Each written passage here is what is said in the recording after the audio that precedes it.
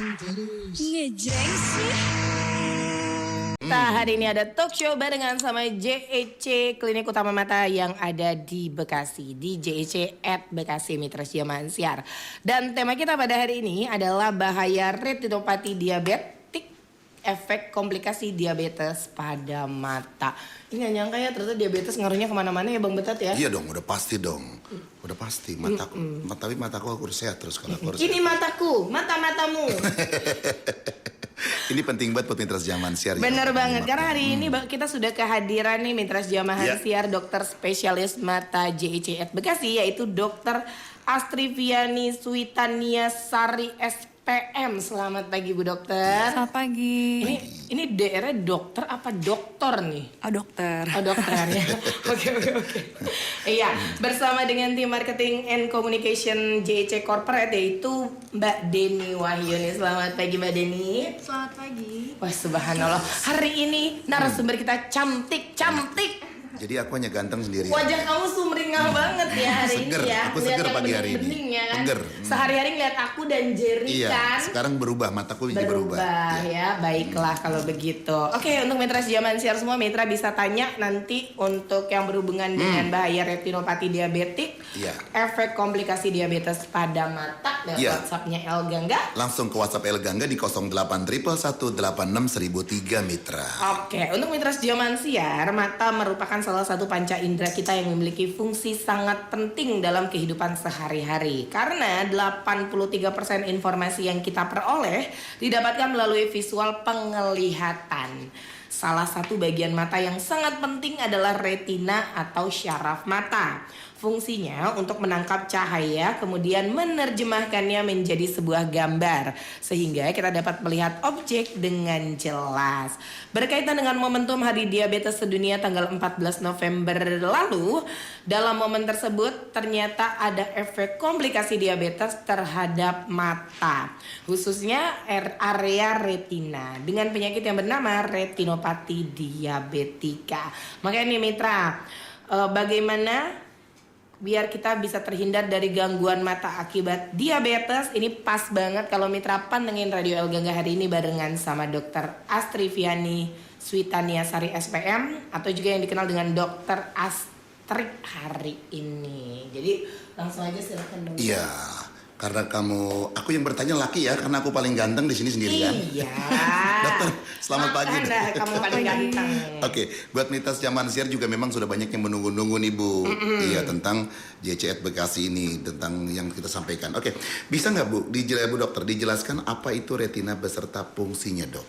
Oke. Siap. Retina itu adalah nama yang diberikan untuk lapisan dari saraf mata kita. Iya. Jadi kalau kita lihat bola mata kita itu kan bulat ya. Betul. Retina itu adanya di bagian paling belakang. Dia seperti lembaran menempel ke bagian belakang dari dinding bola mata. Isinya itu adalah jaringan saraf. Saraf untuk apa? Jadi kalau mata kita melihat suatu benda, retina itu akan menangkap bayangan benda dan kemudian nanti disalurkan ke otak sehingga kita bisa melihat. Jadi saraf untuk melihat. Oke, jadi dia mungkin Mitra Siamansyar kurang cuma tahu syaraf mata tapi nggak lebih ke kata-katanya retina Iya. gitu ya. Iya. Jadi orang bilang retina apa, syaraf mata apa. Jadi retina itu adalah saraf mata. Dia jelas ya dia juga gitu Iya, ya. Dok, dia ya? juga gitu. Oke, jadi biar nggak salah nih Mitra dalam informasi mengenai mata kita. Baik. Bagaimana dampak diabetes pada mata Dok? Apa saja yang kerap terjadi jika kita mengalami gangguan mata karena diabetes? Oke. Kalau untuk penyakit diabetes sendiri, sebenarnya kalau untuk salah satu komplikasi di mata tidak hanya spesifik ke retina aja. Sedikit ya mungkin agak melenceng dari depan kita bahas. Jadi selaput mata kita ini kan ada pelembabnya, jadi namanya lapisan air mata. Pada penderita diabetes kadang-kadang pada saat gulanya lagi tinggi atau tidak terkontrol, kadang bikin yang namanya mata kering atau dry eye gitu. Nah lebih lanjut ke belakang lagi, pada lensa mata. Nah, lensa mata itu kita normalnya jernih, makanya kita kalau melihat sesuatu bisa jelas. Pada orang diabetes, normalnya kan katarak itu muncul di usia 50 tahun ke atas. 50 tahun Katarak ke itu lensa mata yang udah nggak bening lagi, udah nggak jernih lagi. Pada diabetes, apalagi yang nggak terkontrol, biasanya kataraknya timbul lebih dini di usia yang lebih muda. Nah, kalau pada retina, ini yang tadi disebutkan ada kerusakan namanya retinopati diabetik. Itu jadi pada retinanya terjadi kerusakan. Jadi masalahnya adalah di pembuluh darah. Kita tahu kan di badan kita semua ada pembuluh darahnya. Di retina itu juga ada.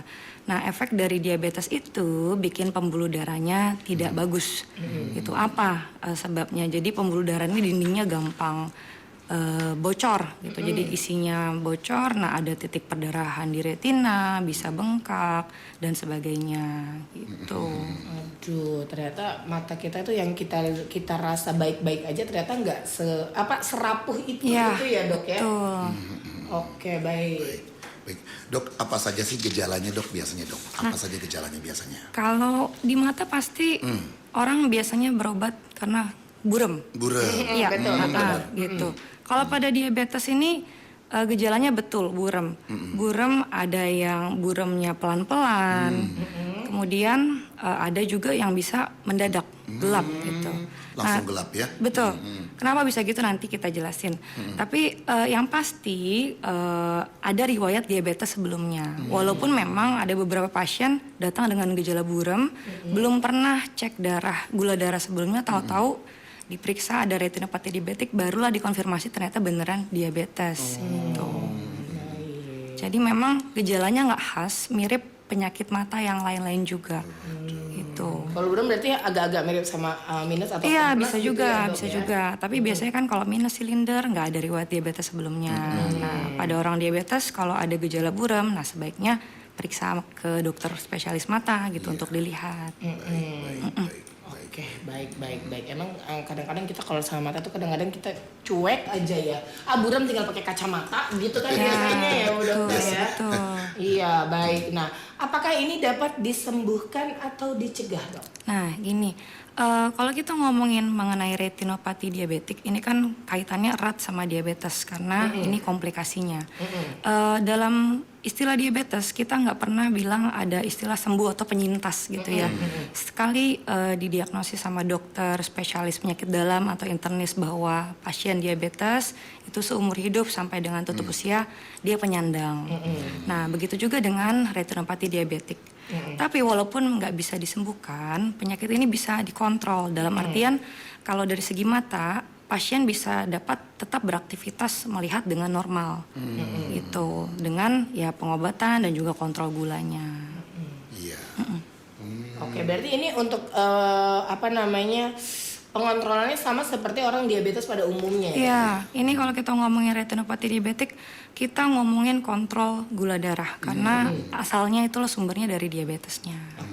Ini berarti kalau diabetesnya menurun, apakah itu akan nanti untuk penyakitnya juga akan menurun juga atau seperti apa sih, Dok? Kalau untuk diabetes, riwayat diabetes dalam keluarga, untuk menurun ada kemungkinan. Cuman biasanya tidak selalu, ada faktor lain. Yang paling utama itu pola hidup. Nah, dari pola makan, aktivitas, dan sebagainya. Kalau misalnya memang baik, biasanya sih hanya menurun saja, tidak bermanifestasi. Nah, kalau memang sudah punya diabetes, dengan yang keluarganya sudah retinopati diabetes, kemungkinan sih memang juga bisa juga, gitu. Seperti itu. Jadi memang kalau misalnya sudah ngerasa udah oke gitu ya, udah agak sembuh gitu, itu bisa akan timbul kembali atau seperti apa, Dok? Bisa. Jadi kalau misalnya kondisi retinopati diabetik sudah ada, sudah terkontrol, dalam artian nggak mempengaruhi penglihatan. Tapi ketika misalnya kontrol gula darahnya naik lagi, gula darah di atas 200, itu bisa terjadi perburukan. Nah, perburukan hubungannya sama gejalanya pasti lebih buram.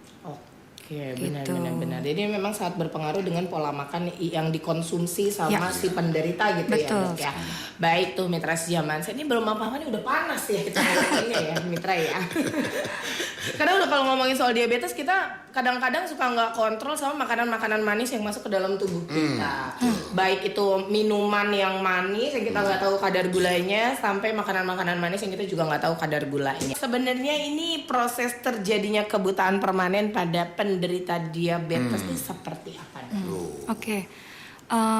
Ini berkaitan sama penyakit yang sedang kita bahas ya, retinopati diabetika. Jadi kalau kita ngomongin jaringan saraf, baik saraf di otak, saraf di mata, retina ini sendiri, memang jumlahnya udah pas segitu. Nah, dengan adanya retinopati diabetik, ada bercak darah tadi yang saya sebutkan, ada perdarahan, ada bengkak dan sebagainya, itu bikin jumlah saraf yang sehatnya berkurang. Gitu. Jadi otomatis tadi kan saya bilang itu sensor untuk nangkep cahaya supaya kita bisa ngelihat. Otomatis kalau misalnya jumlah sarafnya berkurang, penglihatan juga akan menurun.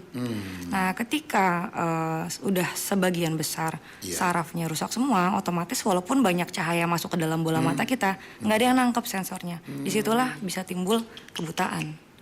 Gitu. Sistemnya pakai sensor juga ternyata mata ya. Benar. Agak-agak gimana gitu ya. Aku takut dengan saraf mataku.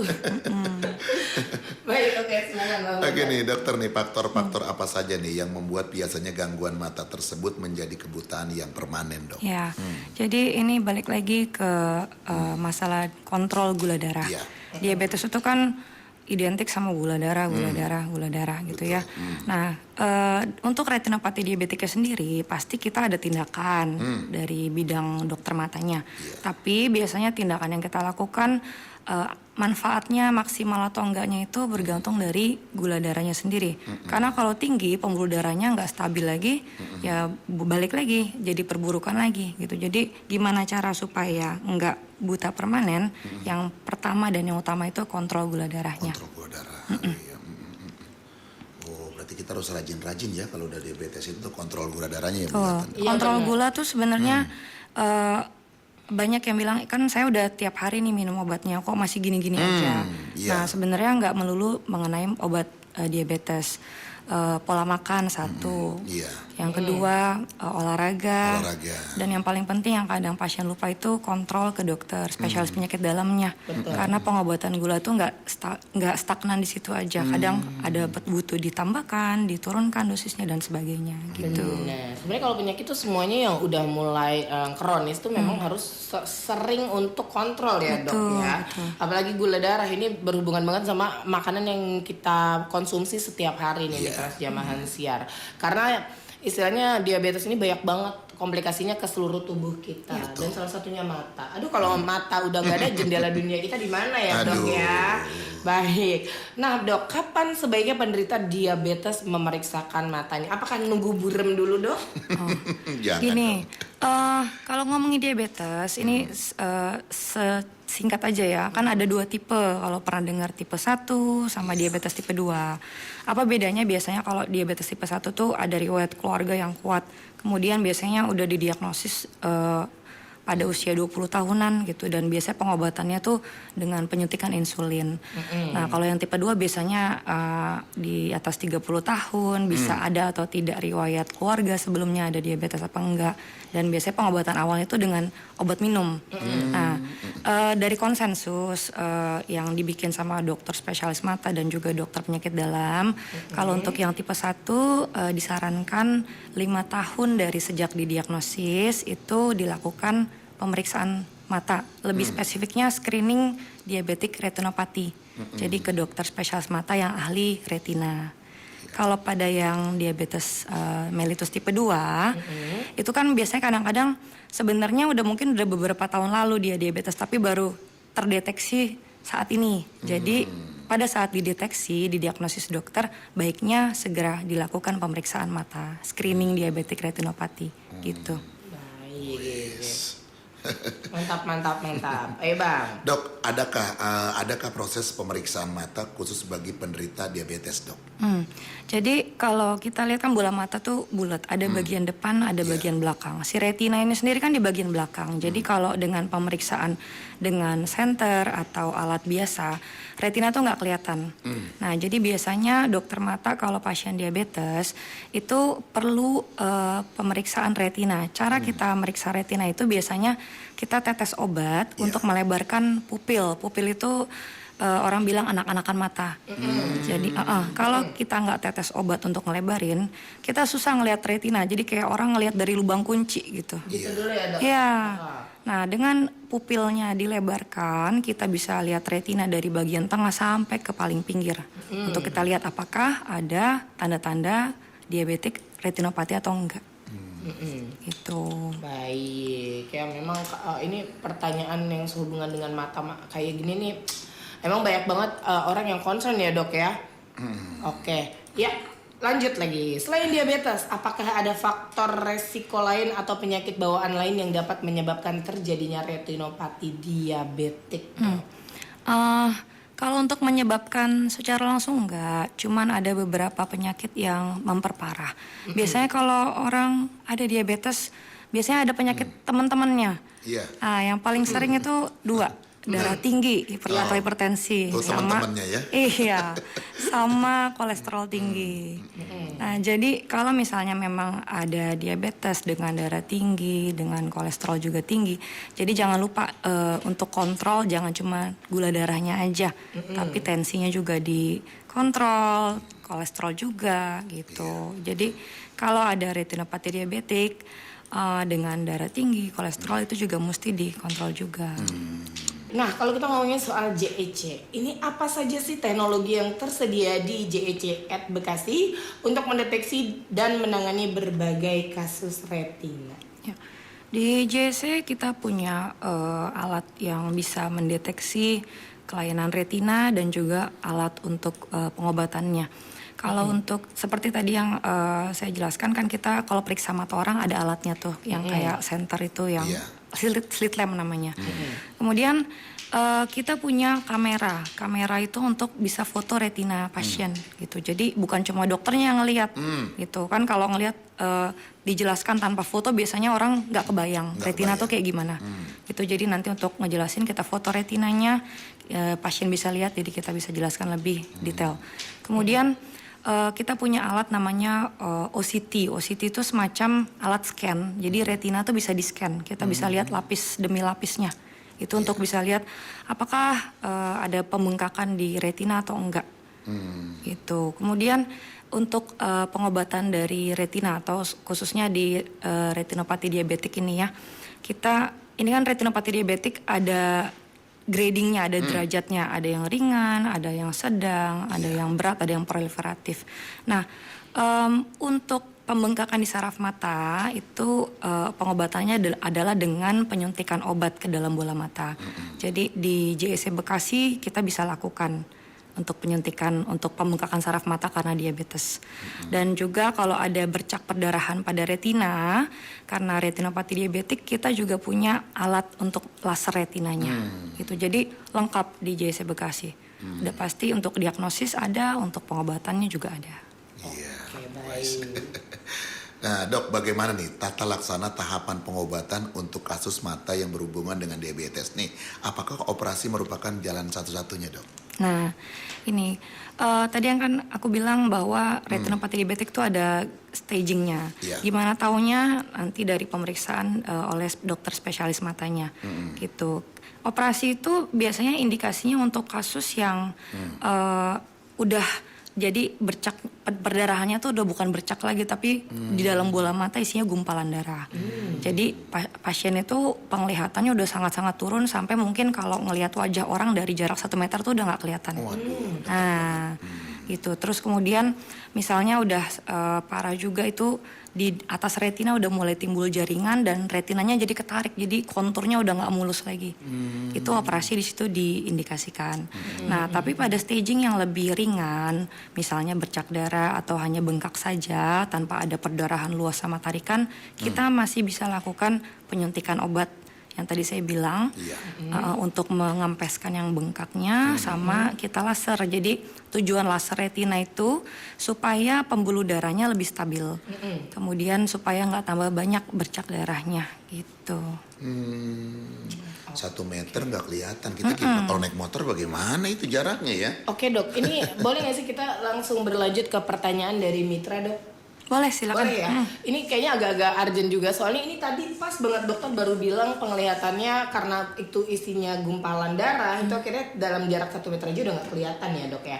Oke, ini ada Ibu Arlindawati dari Bekasi. Ini saya sudah suntik insulin. Udah diabetes 2 mata buram, tapi saya belum periksa mata. Tolong dong dok, saya takut dioperasi. Saya sudah 15 tahun diabetes, sudah pakai insulin, mata saya suka gatel-gatel. Apakah harus operasi? Karena saya juga jarak 1 meter udah gak melihat dok. Silahkan dok. Jadi gini, untuk para penderita diabetes, retinopati diabetik ini keberhasilan pengobatannya bergantung dari awalnya kita ketemu dia di grading mana. Semakin parah grading awalnya, tentu hasil pengobatannya nggak sebagus kalau kita ketemu pasien pertama kali itu dia masih grading yang ringan atau sedang gitu. Karena tadi berhubungan dengan makin banyak kerusakan, saraf mata makin berkurang gitu. Nah, jadi baiknya kalau dibilang kapan, baiknya segera. Apalagi sudah dengan insulin, artinya obat-obat oral, obat yang diminum mungkin nggak efektif lagi untuk mengontrol gula darahnya ibu. Gitu. Jadi, apakah perlu operasi atau enggak, itu tergantung dulu. Nanti dokter menentukan dia retinopati diabetik yang grade apa. Gitu. Oke, jadi untuk Ibu Arlindawati Bekasi bisa langsung aja datang ke JECET Bekasi ya Mitra Zaman Siar ya, Mitra juga yang ada di Jalan Jenderal Sudirman nomor 5 Harapan Mulia Kecamatan Medan Satria Kota Bekasi. Patokannya pokoknya kalau Mitra tahu Gor Bekasi itu tinggal lurus, ada lampu merah belok ke sebelah kiri itu JECET Bekasi. Kalau Mitra arahnya dari Bekasi Barat tuh ada di sebelah kanan jalan. Wih, aku tahu banget. Karena kalau lewat jembatan Sumarekon pasti langsung kelihatan tulisannya JECET Bekasi Mitra ya. Oke, untuk Ibu Arlindawati semoga aja bisa langsung ketemu sama Dokter Astri. Hari ini ada ya dok ya? Hari ini ada nanti siang jam 2 sampai jam 5. Nah, tuh dia. Bu Arlindawati bisa langsung aja karena Bu Arlindawati mendapatkan voucher 20% untuk pemeriksaan mata ya. Oke, bagaimana prediksi kesembuhan atau proses pemulihan atau pengobatan pasca operasi bagi penderita diabetes, dok? Oke, kalau kita ngomongin proses pemulihan, kalau untuk luka operasinya sendiri dengan operasi retina atau vitrektomi untuk diabetik retinopati mungkin penutupan luka 2 minggu ya. Tapi kalau untuk pemulihan penglihatan balik lagi awal sebelum dioperasi kondisinya bagaimana, modal penglihatan awalnya bagaimana. Kemudian yang kedua yang balik lagi dengan kontrol gulanya. Jadi kadang ada pasien habis dioperasi perdarahan bersih, retinanya udah cakep lagi gitu ya, tarikan udah nggak ada, udah bagus 1-2 minggu. Tapi ternyata dia mungkin kelewat happy jadi makannya agak los. Nah, gulanya tinggi lagi, bisa balik lagi berdarah lagi. Gitu. Jadi pokoknya kalau memang sudah dioperasi jangan lupa gula darah. Gula darah. Iya. Jangan lupa diri. Iya, jangan lupa diri, betul. Itu dia dok, kalau misalnya udah ngerasa enakan, jangan kan ngomongin gula darah deh, orang diet aja, ya kan baru turun 2 kilo, makannya naik 3 kilo. Itu dia yang kebiasaan. Oke dok, ini juga ada pertanyaan nih dok dari Robi di Gabus, mau tanya nih dok. Sebentar dok, glukoma itu disebabkan dari diabetes juga atau bukan dok? Glaukoma itu penyakit lain ya di luar diabetes. Dia banyak penyebabnya. Ada yang karena faktor dari bola matanya atau akibat penyakit lain. Salah satunya diabetes ini. Gitu. Jadi kalau pada orang diabetes sudah terkena retinopati diabetik, kemudian kondisinya sudah sangat parah, seperti yang tadi saya bilang yang udah nggak bisa lihat wajah orang dari jarak 1 meter dan sebagainya. Kadang-kadang retina itu fungsinya udah nggak bagus. Nah, disitulah bisa muncul namanya glaukoma yang sekunder. Glaukoma sekunder karena retinopati diabetiknya. gitu. Jadi kalau untuk glaukoma yang lain itu nggak ada hubungannya memang dengan diabetes. Itu glaukoma tuh biasanya ya kalau glaukoma karena diabetes ya yang pertama dia riwayat diabetes, kemudian pernah ada retinopati diabetik, kemudian tekanan bola matanya tinggi. Nah itulah baru kita bisa bilang dia glaukoma karena diabetesnya. Oke, ini terkait dengan Dokter Astri sendiri nih, pertanyaan kedua dari Robi. Dokter sendiri praktek di JIC waktunya kapan dan jam berapa, Dok? Silahkan. Oke, kalau di JIC Bekasi saya praktek tiap hari Jumat jam 2 siang sampai jam 5 sore. Kemudian di JIC Cibubur itu ada di hari Senin, Selasa dan Sabtu. Kalau untuk Senin dari jam 9 sampai jam 5 sore, Selasa dan Sabtunya jam 2 sampai jam 5 sore. Dan di satu lagi di JIC Tanjung Priok di JIC Primasana itu tiap hari Rabu dan Kamis. Oke, berarti dokter ini ya mobile terus ya. Mobile. Ya, Padat subhanallah. banget, Padat banget, luar biasa. Baik. Nah, Mbak Deni, kita mau nanya nih, kalau mau meriksakan mata di JIC ini harus janjian dulu atau bisa langsung kucuk-kucuk datang nih Mbak Deni? Silakan. Apa sih kucuk-kucuk itu? Bahasa Inggris. Oh, bahasa Inggris. Oke, kalau misalnya mau datang ke JIC Bekasi, sebenarnya bisa langsung aja di JIC Bekasi, Jalan Jenderal Sudirman nomor 5, Harapan Mulia, Kecamatan Medan Satria, Kota Bekasi. Tapi baiknya disarankan sih kalau mau konsultasi ke dokter JIC itu bisa hubungi dulu di WhatsApp call center kita itu di 0877 292 2000 atau juga bisa daftar via websitenya JIC di www.jic.co.id gitu, nanti dibantu sama tim call center kita gitu. Oke, baik. Jadi memang semudah itu ya. Baiklah. Oke. Iya, tadi kan sudah ada yang bertanya bagaimana cara Mitra El Gangga mendapatkan informasi lebih lanjut, bisa menghubungi kemana gitu Ya, kan? tadi selain di website kita yang infonya sudah sangat lengkap, banyak juga update-update kayak informasi atau promo itu di sosmednya JIC, baik di IG, Twitter, Facebook di @JIC Eye Hospital. Kita juga ada YouTube sama podcast yang juga dokter-dokter JIC itu update banget ngasih informasi-informasi dan layanan-layanan JIC. Gitu. Iya. Oke. Oke, baik tuh Mitra Jamansyar. Oke, ini bisa dijelaskan jaringan rumah sakit mata dan juga klinik-klinik utama JIC selain yang ada di Bekasi nih. Iya, JIC sekarang udah banyak banget hampir di seluruh Indonesia. Kita ada 4 rumah sakit, itu di RS Mata JIC Menteng, RS Mata JIC Kedoya, RS Mata JIC Primasana, Tanjung Priok yang tadi Dokter Astri juga praktek di situ. Juga ada di Semarang, itu ada RS Mata JIC Candi Semarang. Nah, kemudian juga ada 9 klinik, yaitu ada klinik utama mata JIC Cibubur, JIC Tambora, JIC Cinere, JIC Bekasi, Candi Eye Center Semarang, kemudian juga ada JIC Anwari Purwokerto, JIC Java Surabaya, kemudian JIC Orbita di Makassar, dan juga yang terbaru ini JIC Bali JIC Bali Denpasar, itu keluarga terbarunya JIC sih. Oke, baik. Ini memang JIC udah banyak banget. Jadi mitra dimanapun berada, pokoknya bisa berobat di klinik utama mata JIC ya. Iya. Apakah JIC menerima BPJS dan layanan apa saja di JIC Bekasi yang dapat di cover oleh BPJS?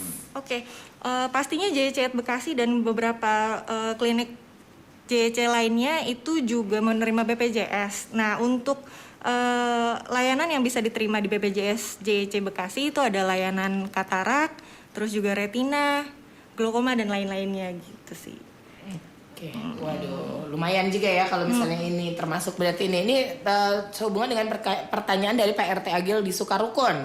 Apa bedanya katarak dengan glaukoma dan kira-kira kalau misalnya berobat penyakit tersebut di JIC, apakah bisa pakai kartu KIS atau BPJS kesehatan, bukan ketenaga kerjaannya sayang ya. Dalam kontrol sampai dengan operasi nih, silahkan. Iya, itu bisa. Untuk layanan katarak dan glaukoma di klinik JIC maupun di JIC Bekasi sendiri itu bisa menggunakan BPJS sih. Dan nomor rujukan Vaskes JIC Bekasi itu mungkin bisa dibantu catat, itu di 0137S 004. Iya. Gitu. Iya, Kalau aku boleh ulangin lagi di 0137S 004. Oke. Iya, itu nomor rujukan Vaskesnya. Betul, Mitra Setia Mahansiar ya. Oke, ini udah disebutkan, jadi kita lanjut aja nih pertanyaan terakhir dari Elidar di Bekasi. Ini buat Ibu Dokter Astri ya. Ini agak panjang nih soalnya, jadi udah lengkap nih dokter nih. Saya sudah pernah kontrol di salah satu rumah sakit besar yang ada di Jakarta. Udah di USG, katanya hasil retina mata saya ada gumpalan darah dan harus dioperasi. Tapi kata dokternya, walaupun udah dioperasi tidak menjamin saya bisa melihat karena belum tahu retina saya bagus atau enggak. Saya takut dok untuk operasi, bagaimana tuh dok? Karena saya waktu itu berjalan berobat itu 4 atau 5 bulan. Karena nggak ada perubahan makanya saya dianjurkan untuk operasi. Dan sampai saat ini saya takut buat dioperasi. Jadi ini udah kontrol tuh dari 2 tahun yang lalu dok. Saya udah berapa kali dihubungin sama pihak RS untuk operasi tapi selalu menjawab maaf nomor yang Anda tuju belum siap ya. Bagaimana sebaiknya nih dok, karena mata saya yang kanan bermasalah makin berat rasanya. Silakan dok. Oke, mungkin ada persepsi yang mesti kita ubah. Ada beberapa pasien mungkin mikir operasi retina tuh kayak gimana sih? Apakah matanya dicopot atau dibelek terus nanti dipasang lagi atau kayak gimana? Kalau misalnya pernah tahu seperti kan zaman sekarang model-model operasi udah canggih, endoskopi kayak operasi usus buntu tanpa belekan dan yang lain-lain. Nah operasi retina tuh sejenis itu. Jadi matanya nggak di kemana-manain, di situ-situ aja. Nanti jadi ada alat yang masuk untuk bisa melihat retinanya dan bisa dibersihkan darahnya dan bisa dilaser retinanya saat itu. Jadi bukan dibelek, enggak. Jahitannya hanya sekitar 2 sampai 3 mm aja gitu. Bisa dijahit bisa enggak gitu. Jadi bukan sesuatu yang menakutkan gimana-gimana. Nah yang terkait dengan kondisi ibu tadi ya, gumpalan darah itu kan adanya di depan dari retina sehingga dokter nggak bisa lihat retina ibu dari pemeriksaan di poli. Nah makanya dokter sampai perlu USG gitu. Memang nggak menjanjikan, tergantung dari kenapa ada gumpalan darah. Pasti ada salah satu pembuluh darah di retina yang pecah. Itu letaknya di mana kita nggak tahu gitu. Kalau misalnya mungkin letaknya di pinggir pusat penglihatan di retina tengah masih bagus, mungkin masih ada harapan untuk melihat. Cuman kalau misalnya memang yang pecahnya di tengah, ya mungkin mohon maaf ceritanya beda lagi. Tapi apapun itu, gumpalan darah itu kalau misalnya terlalu lama di dalam bola mata, dia juga bikin efek racun atau toksik untuk retinanya. Jadi makin lama fungsi saraf mata, retinanya pelan-pelan makin menurun. Jadi sebaiknya memang ya dioperasi biar tahu bagaimana kondisi retinanya ibu saat ini gitu. Dok, mau tanya dulu dok sedikit dok. Apakah gumpalan darah itu mengandung bakteri juga yang akhirnya bisa merusak jaringan yang lainnya dok? Kalau bakteri sih enggak, tapi dia efeknya negatif untuk saraf mata. Jadi ada zat-zat dari darah itu yang nggak bagus untuk metabolisme dari retina kita. Oke, berarti logikanya didiemin itu bukan solusi gitu ya? Bukan, jadi kayak darah beku di situ-situ aja kan lama-lama nggak bagus. Betul. Akan nantinya bakal makin merusak lah. Iya. Intinya ya. Kalau misalnya masih sedikit, mungkin gumpalan darah itu bisa kita serap sama badan kita, terutama kalau gula kita bagus. Cuman kalau gulanya naik turun biasanya agak susah. Oke. Baik, itu dia jawabannya ya. Ini untuk vouchernya bagaimana Mbak Keke? Nanti dibagikan 4 boleh. Boleh ya. Selamat Anda mendapatkan voucher 20% untuk cek mata di JEC Bekasi. Kok gue bingung ya. Oke baik, ini pertanyaan terakhir nih dok. Silakan dok untuk saran dan tips yang bisa dibagikan dokter Astri agar warga Bekasi dan sekitarnya dapat memiliki mata yang sehat, khususnya bagi penderita diabetes. Oke. Untuk yang sudah menderita diabetes dan belum pernah periksa mata sebelumnya, ada baiknya diperiksakan. Nggak perlu takut, nggak perlu resah gitu. Belum tentu juga ada apa-apa. Tapi kalaupun memang ada retinopati diabetik, lebih cepat kita diagnosis pada stage yang lebih rendah gitu. Kemungkinan penglihatan nggak kenapa-napanya lebih besar gitu. Jadi lebih cepat lebih baik. Nah, yang sudah pernah periksa mata, jangan lupa jadwal screeningnya. Kalau misalnya memang tidak ada retinopati diabetik, biasanya setahun sekali tetap harus diulang pemeriksaannya gitu. Baik kalau yang udah pernah dibilang retinopati diabetik, jangan lupa kontrol sesuai anjuran dokternya. Terus yang ketiga ya, jangan lupa pola hidup sehat gitu ya, makan, olahraga yang teratur, dan jangan lupa kontrol ke dokter spesialis penyakit dalam atau internisnya. Karena kita dokter spesialis mata, kalau untuk menangani diabetes di mata kita nggak bisa kerja sendiri gitu. Jadi butuh koordinasi juga dengan dokter yang lain. Baik, itu dia Mitra Zaman Siar, dan jangan lupa untuk WhatsApp JEC di 087729221000. Kunjungi juga websitenya di www.jec.co.id dan sosmednya di @jeci-hospital. Jangan lupa juga ada aplikasi mobile JEC untuk membuat perjanjian online dengan dokter di Google Play Store dan Apple Store. Mitra juga bisa langsung datang di JEC Bekasi di Jalan Jenderal Sudirman nomor 5 Harapan Mulia, Kecamatan Medan Satria, Kota Bekasi. Patokannya deket banget sama Gor Bekasi. Yes. Oke, hatur nuhun banget nih buat Dr. Rasu dan juga Mbak Deni hari ini berbagi informasi, berbagi kebaikan untuk Mitra Sejamahan Siar. Kita bisa ketemu lagi di lain kesempatan, lain waktu ya dok ya. Baik, Mbak Keke juga hatur nuhun ya, dan temannya. Untuk Mitra juga hatur nuhun. Akhir kata, wassalamualaikum warahmatullahi wabarakatuh.